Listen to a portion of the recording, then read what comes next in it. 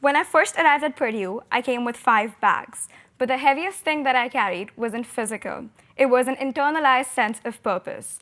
My drive isn't a response to external pressure, it is a way of honoring the grit I witnessed growing up. I think of my own father. He lost his father at a very early age, eventually dropped out of college because of math, and then started his career on a factory floor. Through years of perseverance and grit, today he has built a successful life that has given me the ability to dream big and the means to afford them. I think of my own mother, who is the primary caregiver in our house. She manages the complexities of our home with so much grace. I think of my grandmothers, one a single mother who raised 2 children by herself, and the other a fiercely independent entrepreneur who is still independent and maintains all of her daily routines despite being in her 80s and battling stage 3 cancer. And I think of my younger brother, who's 14, but he's my North Star.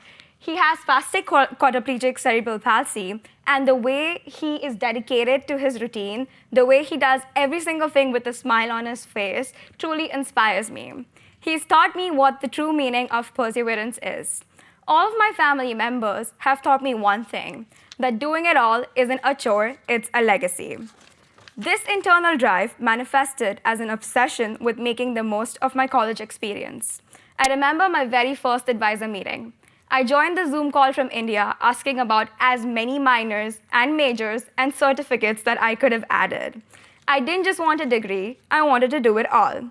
I filled my 4 years with a multitude of commitments listed here, ranging from serving meals at Earhart to helping pass legislations with Purdue student government. I wanted to experience almost every single thing in college, and that I did. But even the highest passion has a breaking point. When the burnout finally hit, I realized that true resilience isn't about doing it all. It's about the art of the fix, the ability to take corrective action when things stop working. I learned the importance of knowing when to pause and recalibrate, and reaching out for help isn't about failing a legacy. It's the only way to ensure that you have longevity to actually fulfill it. Eventually, I began to see my involvements not as a list of tasks, but as an interconnected ecosystem. My work at the DRC gave me an accessibility lens for my PSG policy work. My work with PSG gave me the skill for planning an event as massive as Innovator. I realized that the overlap between these spaces was my greatest strength. I learned that sustainability isn't just about my own energy.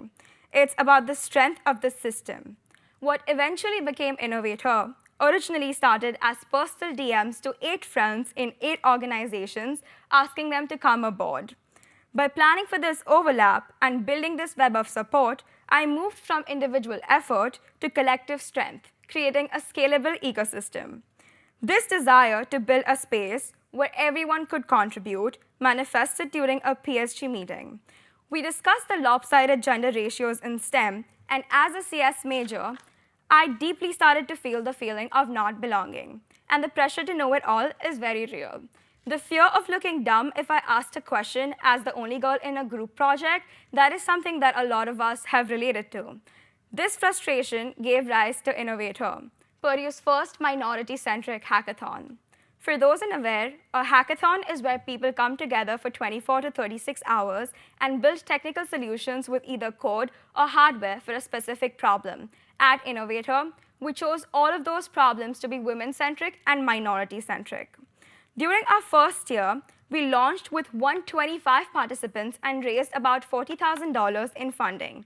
By the second year, we hit 225 participants with even more support from corporate sponsors. But the real success wasn't just these numbers, it was the community.